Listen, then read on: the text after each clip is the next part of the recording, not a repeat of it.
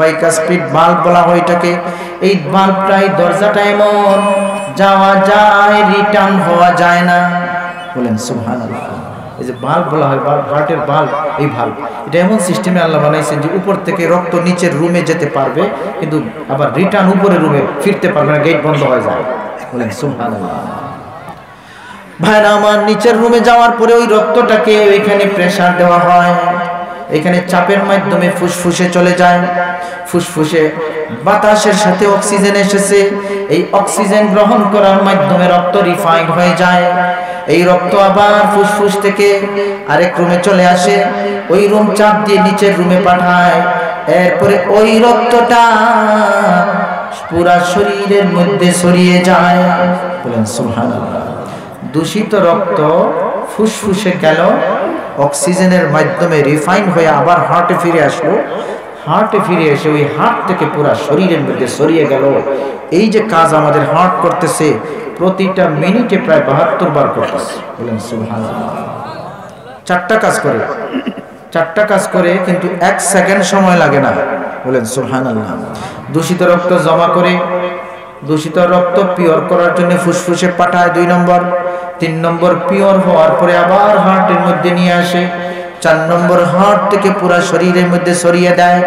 এই যে 4টা কাজ আমার হার্ট করতেছে, ও ভাই আমার এই 4 কাজ করার জন্য 1 সেকেন্ড টাইমও লাগে না। বলেন সুবহানাল্লাহ। মিনিটে 72 বার। ও ভাই আমার, এই রক্ত ছড়িয়ে দেওয়ার মাধ্যমে আমি সুস্থ আছি, আমি সবল আছি, আমি জিন্দা আছি। এগুলা একটাই যদি গন্ডগোল লাগে আমার বাঁচার ব্যবস্থা থাকবে না। এই দিল, এই হার্ট, এই কলব আমাকে আমার মাওলা দিয়েছেন, এত দামি জিনিস দিয়েছেন, কোনো একটাই গন্ডগোল লাগলে মেরামত করতে লক্ষ লক্ষ টাকা চলে যায়, ঠিক কিনা? হার্টের একটা বাল্বের সমস্যা হলে 1000 টাকার হিসাব না, লক্ষ টাকার হিসাবে খরচ হয়। এই দামি জিনিসটা আল্লাহ আমাকে দিয়েছেন, আর তুমি এটা সকালে একজনকে দাও, বিকালে একজনকে দাও। মনে রাখতে হবে, এই নিয়ামত নাফরমানির কল্পনার জন্য দেওয়া হয় নাই। এই হার্টের মধ্যে তুমি অন্যের মহব্বত জায়গা দিয়ে বেকুল হয়ে গেলে চলবে না। আল্লাহর দেওয়া এই হার্ট নামক নিয়ামতের মধ্যে তুমি আল্লাহর মহব্বত ঢুকাও, আল্লাহর ইয়াদকে জায়গা দাও, আল্লাহর শরমকে জায়গা দাও, আল্লাহর ভয়কে জায়গা দাও। এই হার্ট নামক নিয়ামতের উসিলায় তোমার জান্নাতে যাওয়ার ফয়সালা হয়ে যাবে। ও ভাই আমার, সেই জন্যই এই যে নিয়ামতগুলো আল্লাহ দিয়েছে আমাদেরকে বুঝতে হবে, এগুলোর দাম বুঝতে হবে। এই চোখ নাফরমানির জন্য দেওয়া হয় নাই। এই চোখ দিয়ে আমি যদি আপনি আপনার মায়ের চেহারার দিকে তাকান, আপনার বাবার চেহারার দিকে চোখ দিয়ে তাকান, এক একটা নজরে এক একটা মকবুল হজের সওয়াব আল্লাহ দান করবে। কত দামি জিনিস, ব্যবহার উপযুক্ত জায়গায় করলে কি ধরনের ফল পাওয়া যায় দেখুন। এই চোখ দিয়ে যদি আপনার বৃদ্ধ মা বাবার দিকে এক একটা নজর দিবেন, এক একবার তাকানোর মাধ্যমে একটা মকবুল হজের সওয়াব আল্লাহ দান। এই কান দিয়ে যদি তুমি দিনের কথা শোনো, এই কানের উসিলায় জান্নাতে যাওয়ার ফয়সালা হয়ে যাবে। এই হার্টের মধ্যে যদি আল্লাহর ভয় তুমি জায়গা দাও, আল্লাহর মহব্বত জায়গা দাও, তুমি আল্লাহর বন্ধু হওয়ার ব্যবস্থা হয়ে যাবে। ভাইরা আমার, সেজন্যই আমরা এই নিয়ামতগুলোকে আমরা সঠিকভাবে মূল্যায়ন করতে হবে, আর যিনি দিছেন তার নাফরমানিতে যাতে না যায় সেইভাবে নিয়ত করতে হবে। রাজি আছি না ইনশাআল্লাহ? যদি এই নিয়ত না করেন তাহলে কয়েকটা কথা কোরআন থেকে শুনেন। যদি এই সমস্ত বিষয় বোঝার পরেও এই জিনিসগুলোকে আপনি মূল্যায়ন করেন না, এগুলার দাম বুঝেন না, আল্লাহর নাফরমানির মধ্যে চোখ লাগিয়ে রাখেন, আল্লাহর নাফরমানির মধ্যে কান লাগিয়ে রাখেন, আল্লাহর নাফরমানির চিন্তা দিয়ে অন্তর ভরে রাখেন, তাহলে কি হবে? আল্লাহ রাব্বুল আলামিন কোরআনে কারীমের জায়গায় জায়গায় প্রসঙ্গে আলোচনা করেছেন। আল্লাহ বলেন, কুল আরাআইতাকুম ইন আখাযাল্লাহু সামআকুম ওয়া আবসারাকুম ওয়া খাতামা আলা কুলুবিকুম মান ইলাহুন গায়রুল্লাহ ইয়াতিকুম বিহি انظر كيف نصرف الآيات ثم هم يصدفون। আল্লাহ তাআলা বলেন, নবী আপনি বলে দিবেন তারা একটু চিন্তা করত, ইন আখাযাল্লাহু সামাআকুম ওয়া আবসারাকুম, যদি আল্লাহ তার শ্রবণ শক্তি ছিনিয়ে নেন, যদি তার দেখার শক্তি ছিনিয়ে নেন, যদি তার কলবে মোহর এঁটে দেন, এই নিয়ামতগুলো তারে আর কে দিব? বলেন সুবহানাল্লাহ। আল্লাহ বুঝাইতেছে সে যেগুলোরে ব্যবহার করতেছে এইভাবে, আমি যদি নিয়ে যাই তাহলে এগুলো কোন জায়গা থেকে আনবে? আর আপনি বলেন এগুলো একটু চিন্তা করতে। বলেন সুবহানাল্লাহ। ভাইরা আমার, রব্বুল আলামিন ফরমান, ইন্নাস সামআ ওয়াল বাসারা ওয়াল ফুআদা কুল্লু উলাইকা কানা আনহু মাসউলা। এই কান, এই চোখ, এই অন্তর, আল্লাহ বলেন এগুলাকে প্রশ্ন করা হবে, এগুলা জিজ্ঞাসিত হবে কিয়ামতের কঠিন দিনে। রব্বুল আলামিন চোখকে জিজ্ঞাসা করবেন, চোখ তোমাকে আমি তার মধ্যে ফিট করে দিয়েছিলাম, সে কোন কাজে তোমাকে ব্যবহার করেছে, তুমি জবাব দাও। বলেন সুবহানাল্লাহ। ইন্নাস সামআ ওয়াল বাসারা ওয়াল ফুআদা কুল্লু উলাইকা কানা আনহু মাসউলা। মানুষ চিন্তা করতেছে হয়তো, বা চিন্তা করবে যে চোখ আমার কথা বলবে কিভাবে। কানকে আল্লাহ প্রশ্ন করবেন, কান তোমাকে দিয়ে কি শুনছে তুমি বলো। ও ভাই আমার, আপনি চিন্তা করবেন কানের আবার মুখ আছে নাকি বলার মতো। আপনি যদি চিন্তা করেন চোখের আবার মুখ আছে নাকি কথা বলার মতো, তাদেরকে প্রশ্ন করলে কি হবে? কোরআনে কারীমের অন্য জায়গায় আল্লাহ রাব্বুল আলামিন তার জবাব দেন, হাত্তা ইযা মা জাউহা শাহিদা আলাইহিম সামউহুম ওয়া আবসারুহুম ওয়া জুলুদুহুম বিমা কানু ইয়ামালুন।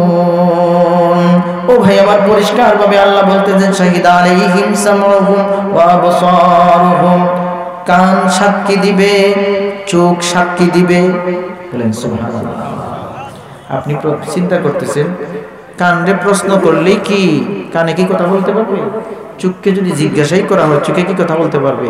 আপনি যে চিন্তা করতেছেন, আল্লাহ অন্য আয়াতে বলে দিয়েছেন, হ্যাঁ শাহিদা আলাইহিম সামউহুম ওয়া আবসারুহুম, এই কান সাক্ষী দিবে যে আল্লাহ আমাকে তার বডির মধ্যে আপনি ফিট করছিলেন, আমাকে ব্যবহার করে এই সমস্ত নাফরমানির কথা সে শুনছে, আমি নিজে সাক্ষী। চোখ বলবে, আল্লাহ আপনি তার মধ্যে আমাকে দিয়েছিলেন, আমাকে ব্যবহার করে এই সমস্ত নাফরমানির জিনিস সে দেখেছে, অশ্লীল ছবি দেখেছে, বেগানা মহিলা দেখেছে, নাজায়েজ জিনিস দেখেছে, পর্নোগ্রাফি দেখেছে, ব্লু ফিল্ম দেখেছে। ও ভাই আমার, হতে পারে তুমি লুকিয়ে লুকিয়ে করতেছো, তুমি বুঝতেছো কেউ দেখে না, তুমি বুঝতেছো তোমার এগুলা কেউ জানে না, দরজা বন্ধ, কিন্তু তুমি যে জিনিস দিয়ে দেখো সেই জিনিসই তোমার এই কাজের সাক্ষী হয়ে গেছে। মনে থাকবে না এগুলা? কোরআনের কথা। তুমি বুঝতেছো দরজা বন্ধ করে বলেছো, কেউ তার খবরই জানে না, কিন্তু আল্লাহ বলেন তুমি যেটা দিয়ে দেখতেছো ওইটাই আমার কাছে বলবে। যে চোখ তুমি ব্যবহার করছো, এই চোখেই বলবে আল্লাহ দরজা বন্ধ করে আমাকে দিয়ে না ফরমানি করছে, আমাকে দিয়ে না জায়েজ হারাম জিনিস দেখছে। কোরআনের এই কথাগুলো আমাদের মনে রাখতে হবে। ভাইরা আমার, রব্বুল আলামিন কোরআনে কারীমের মধ্যে বলেন, ওয়া কুনতুম তাস্তাতিরুনা আন ইয়াশহাদা আলাইকুম সামউকুম ওয়ালা আবসারুকুম ওয়ালা জুলুদুকুম ওয়ালাকিন যানানতুম আন্নাল্লাহা লা ইয়ালামু কাসীরাম মিম্মা তা'মালুন। আল্লাহ বলেন তারা এই চোখ কান থেকে জিনিস লুকাইতো না। তারা লুকাইতো না কেন? তারা বুঝতো এইগুলা কি আবার সাক্ষী দিতে পারবে নাকি। আমাদের যত চিন্তা আছে সব চিন্তার কথা আল্লাহ কোরআনে বলে দিয়েছেন। বলেন সুবহানাল্লাহ। আল্লাহ বলতেছেন তারা এগুলা থেকে কোনো জিনিস লুকাইতো না। ওমা কুনতুম তাস্তাতিরুনা আন ইয়াশহাদা আলাইকুম সামউকুম ওয়ালা আবসারুকুম, অর্থাৎ তারা লুকাইতো না। এই যে চোখ থেকে আবার লুকানোর কি আছে? এটা তো আমার চোখ। কান থেকে লুকানোর কি আছে? এটা তো আমার কান। এই জন্য কোনো নাফরমানি করতে গেলে চোখ কান এগুলা থেকে কোনো জিনিস তারা লুকাইতো না। তারা বুঝতো এগুলা কি আবার সাক্ষী দিবে নাকি। আল্লাহ বলেন এগুলাই তোমার বিরুদ্ধে সাক্ষী হবে। বলেন সুবহানাল্লাহ। ভাইরা আমার, তো এতক্ষণ আলোচনা থেকে আমরা যে জিনিসগুলো বুঝলাম, আজকে যুবকদের চরিত্র ধ্বংস হয়ে যাচ্ছে এই চোখের হেফাজত না করার কারণে। আজকে যুবকদের চরিত্র ধ্বংস হয়ে যাচ্ছে এই কান দিয়ে আজে বাজে জিনিস শোনার কারণে। আর যুবকদের চরিত্র ধ্বংস হয়ে যাচ্ছে অন্তর দিয়ে সব সময় কুকল্পনা করার কারণে, অশ্লীল জিনিসের কল্পনার কারণে। এই সমস্ত জিনিস থেকে যদি না বাঁচা যায়, যুব সমাজ ধ্বংস হয়ে যাবে, জাতির আশা ভরসা স্থল শেষ হয়ে যাবে। এখন এগুলা থেকে বাঁচতে হবে কিভাবে? আইন কানুন দিয়ে হবে না, সেমিনার সিম্পোজিয়াম দিয়ে হবে না। এই সমস্ত জিনিস থেকে বাঁচতে হলে কোরআন হাদিসের আলোকে যুবকদেরকে এগুলার দাম বুঝতে হবে। এই সমস্ত জিনিসকে সঠিক ব্যবহার না করলে কি বিপদ হবে সেটাও জানতে হবে, ঠিক কিনা? দাম বুঝতে হবে, আর উল্টা পাল্টা ব্যবহার করলে বিপদ কি হবে সেটাও বুঝতে হবে। দাম কিভাবে বুঝতে হবে? জায়গায় জায়গায় কোরআনে আল্লাহ বলেছেন এটা আমি তারে দিছি, নবী আপনিও বলবেন আমি দিছি। আর এমন নেয়ামত দিছেন যেটা কোটি টাকা দিয়ে আপনি জোগাড় করতে পারবেন না। আল্লাহ আমাকে দিছেন, আমার মনের মধ্যে থাকতে হবে আল্লাহর দেওয়া জিনিস আল্লাহ নাফরমানির মধ্যে লাগাবো না। লাগালে তো নাফরমানি শুধু নয়, এটা তো নিমক হারামিও হয়। এই কথা অন্তরে আনতে হবে। 2 নম্বর হলো, এরপরও যদি আমি নিমক হারামি করি তাহলে আমাকে মনে রাখতে হবে আমি ছাড় পাওয়ার ব্যবস্থা নাই।